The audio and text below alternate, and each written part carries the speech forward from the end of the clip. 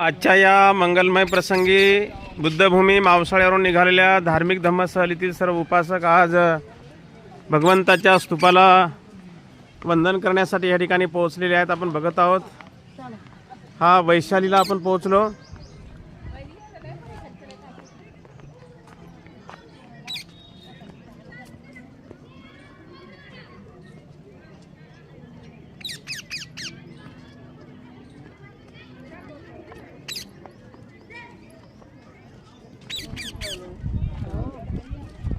अशा पद्धतीने वैशाली येथील या स्तूपाला भेट देण्यासाठी आपल्या धम्मसहलीतील उपासक या ठिकाणी पोहोचलेले आहेत.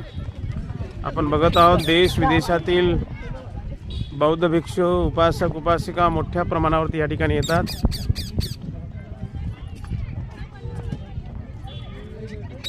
हाच तो स्तूप आहे ज्या ठिकाणी भगवंताच्या अस्थी या ठिकाणी सापडल्या.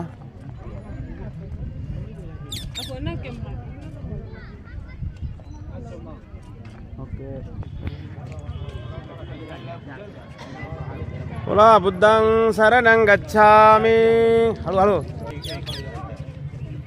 धम्मं शरणं गच्छामि. संघं शरणं गच्छामि. बुद्धं शरणं गच्छामि.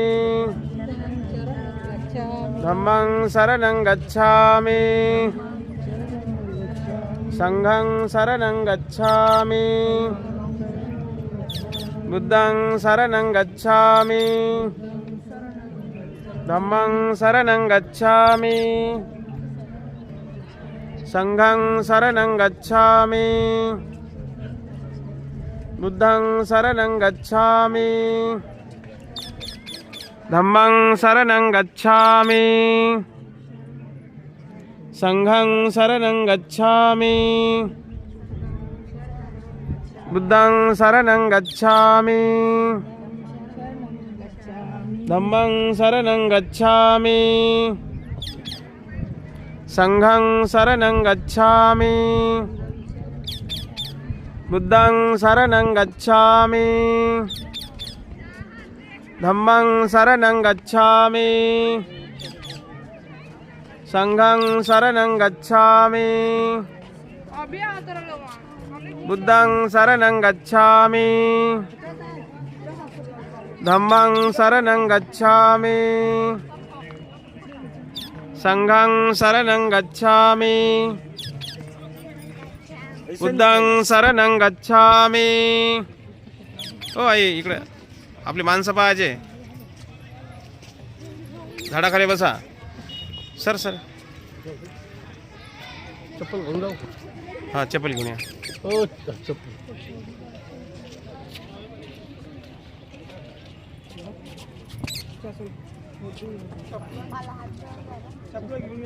चपला घ्या. राहिल्या तरी काय हरकत नाही. राहू द्या तुम्ही बसा पहिली झाडाखाली.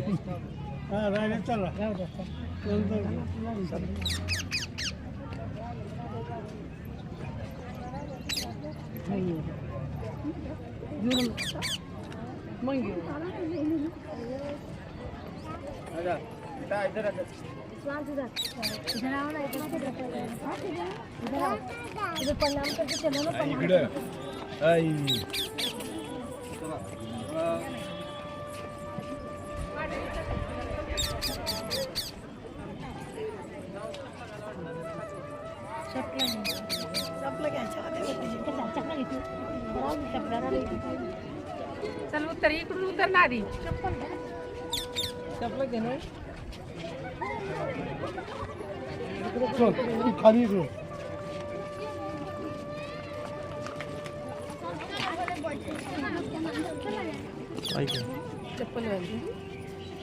बोला अरहं सम्मा संबुद्धो भगवा बुद्धं भगवन्तं अभिवादेमि.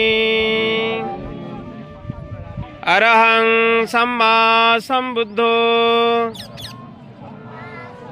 भगवा बुद्धं भगवन्तं अभिवादेमि. स्वाख्यातो भगवता धम्मो धम्मं नमस्सामि। सुपटिपन्नो भगवतो सावक संघो संघं नमामि। नमो तस्स भगवतो अरहतो सम्मा सम्बुद्धस्स।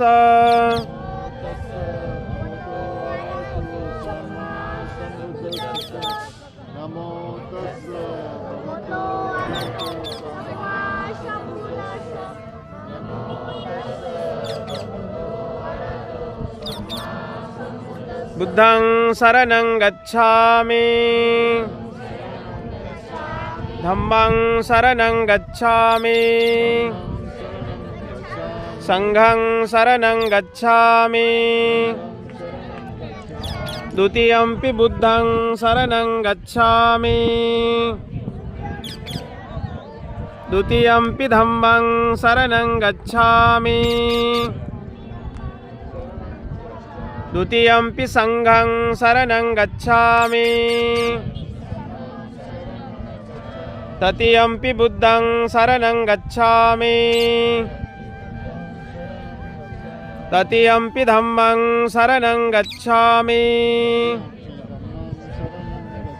तृतीयंपि संघं शरणं गच्छामि।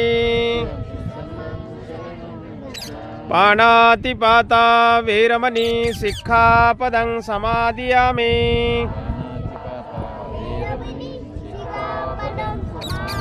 अदिन्नदाना वेरमणि सिक्खापदं समादियामि।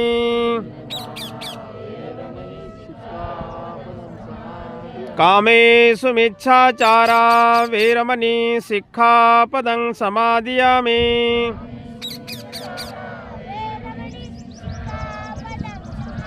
मुसावादा वेरमणि सिक्खापदं समादियामि।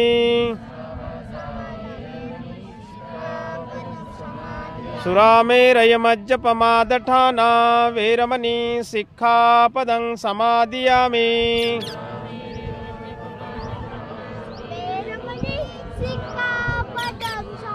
साधु साधु साधु।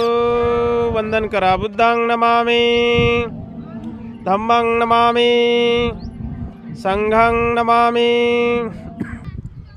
महाकारुणिक तथागत भगवान बुद्ध बोधिसत्व डॉक्टर बाबासाहेब आंबेडकर आपल्या धम्मसहलीतील सर्व उपासक उपासिका माता भगिनी बांधवांनो, आजच्या या मंगलमय प्रसंगी तुम्ही आलात या ठिकाणी वैशालीला। हा वैशालीचा हा जो स्तूप दिसतोय ना, या ठिकाणी भगवंताच्या अस्थी होत्या। त्या काळामध्ये भगवंताचं महापरिनिर्वाण झाल्यानंतर भगवंताच्या अस्थीवरून वाद निर्माण झाला होता आणि म्हणून त्या अस्थीवरून वाद निर्माण झाल्यानंतर सामंजस्यपणाने 8 ठिकाणी त्या अस्थी वाटून दिल्या होत्या। त्यापैकी वैशालीला पण दिल्या होत्या, कपिलवस्तूला पण दिल्या होत्या लक्षामध्ये। तर त्यापैकी एक भाग भगवंताच्या अस्थीचा, एक भाग वैशालीच्या लिच्छवी लोकांना दिल्या होत्या। तर त्या लोकांनी भगवंताच्या अस्थी या ठिकाणी ठेवल्या होत्या आणि भगवंताच्या अस्थी या ठिकाणी सापडल्यानंतर त्या अस्थी पाटण्याच्या म्युझियममध्ये गेल्या अनेक वर्षापासून त्या अस्थी भगवंताच्या पाटण्याच्या म्युझियममध्ये होत्या। आतमध्ये बघितलं तुम्ही तर आतमध्ये विटाचं बांधकाम आहे। ते विटाचं बांधकाम सम्राट अशोकराजाने केलं होतं। या ठिकाणी भगवंताच्या अस्थी आहेत म्हणून। आणि मग उत्खननामध्ये भगवंताच्या अस्थी शोधल्या। उत्खननामध्ये भगवंताच्या अस्थी या ठिकाणी सापडल्या। त्या अस्थी पाटण्याच्या म्युझियममध्ये ठेवण्यात आल्या होत्या आणि त्या ज्या ठिकाणी अस्थी भगवंताच्या सापडल्या त्याची एक आठवण म्हणून हा स्तूप जशाच तसा पत्राचा शेड बनवून ही जागा त्यांनी असेच जोपासून ठेवली।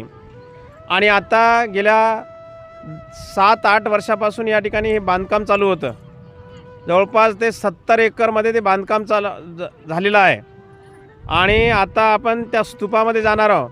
प्रत्यक्षात तुम्ही भगवंताच्या अस्थी धातू बघून तुम्हाला आता ते वंदन करता येईल लक्षामध्ये।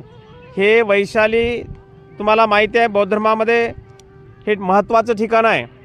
भगवंताची ही कर्मभूमी आहे, तथागत भगवान बुद्धाची कर्मभूमी आणि भगवान महावीरांची जन्मभूमी. या इथून बाजूलाच 10-12 किलोमीटर अंतरावरती भगवान महावीराची जन्मभूमी आहे. लक्षामध्ये म्हणजे ही वैशाली तथागतांची कर्मभूमी आहे आणि भगवान महावीराची ही जन्मभूमी आहे आणि हे दोघंही समकालीन होते. लक्षामध्ये. आणि या ठिकाणी या वैशालीचे लिच्छवी लोक होते, लिच्छवी. आणि वैशालीची आम्रपाली होती. बघा, आम्रपालीचं नाव ऐकलं तुम्ही? आम्रपाली ही अतिशय सुंदर देखणी एक गणिका होती. एका नगराची गणिका समजल्या जात होती तिला. परंतु भगवंताच्या उपदेशानं ती बदलली. भगवंताला तिनं भोजनदान दिलं. नव्हे तर भगवंतासोबत तिनं 500 भिक्खू संघाला भोजनदान दिलं. आणि एवढंच नव्हे तर तिनं स्वतःचं आम्रवन भिक्खू संघाला दान दिलं. आणि याच वैशालीला बौद्ध धम्मामधील जे काही महिला मंडळ आहे की नाही, भिक्खुनी संघ, भिक्खुनी संघाची स्थापना कुठे झाली? इथे वैशालीला झाली. भिक्खू संघाची स्थापना कुठे झाली? भिक्खू संघाची स्थापना कुठे झाली? अरे, भिक्खू संघाची स्थापना झाली सारनाथला आणि भिक्खुनी संघाची स्थापना झाली वैशालीला. आहे की नाही? तर हे लक्षात ठेवा ना. भिक्खू संघाची स्थापना झाली कुठं? सारनाथला. जे 5 परिव्राजक 5 भिक्खूंना जी दीक्षा दिली ना भगवंतानी, पहिला उपदेश दिला आहे की नाही, तर तो उपदेश दिलेला आहे भगवंतानी कुठे? सारनाथला. आणि वैशालीला भिक्खुनी संघाची स्थापना झाली. लक्षामध्ये. तर ही गोष्ट आपण लक्षामध्ये घ्यायची आहे. तर हे मेन ठिकाण आहे. भगवंताच्या अस्थी या ठिकाणी होत्या. आता जरी पत्राचा शेड आहे परंतु लोक श्रद्धेनं या ठिकाणी भगवंताच्या अस्थी याच ठिकाणी सापडल्या. इथे भगवंताच्या अस्थी ठेवल्या गेल्या होत्या आणि म्हणून या स्तूपाला खूप महत्त्व आहे. आपण सर्वांनी या ठिकाणी वंदन केलं, अभिवादन केलं, वंदनाशील ग्रहण केलं. आता आपण मेन स्तूपामध्ये जाणार आहोत. आता इथून आपण भोजनाच्या ठिकाणी जाणार आहोत. भाजी तयार झाली असेल आता. ठीक आहे. साधू साधू बुद्धं नमामि, धम्मं नमामि, संघं नमामि.